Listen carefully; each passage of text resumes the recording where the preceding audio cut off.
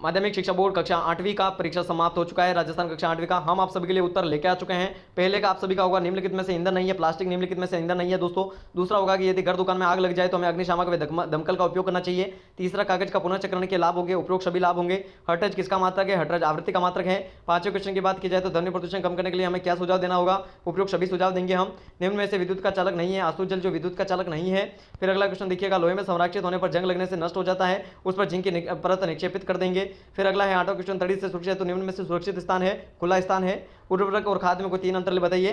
तो उर्वरक आप सभी को मैं बता देता हूं कि उर्वरक रासायनिक पदार्थ है, जबकि खाद गोबर गैस और वो जीवाश्म पदार्थ है। उर्वरक हमें फैक्ट्रियों में बनाया जा सकता है, जबकि खाद हमें खेतों में बनाया जाता है। 11वें क्वेश्चन में सत्य है दोनों ही। फिर बात की जाए अगले क्वेश्चन के बारे में, 19वें क्वेश्चन के बारे में, तो 19वें पहले में सत्य है, दूसरे में सत्य, तीसरे में सत्य और चौथे में असत्य है। 20वें क्वेश्चन की बात की जाए तो 20वें क्वेश्चन पहला होगा, घर्षण बल हमारा शत्रु है मित्र है। पहाड़ी पर चढ़ते समय कीलदार जूते पहनने चाहिए, स्नेह घर्षण को कम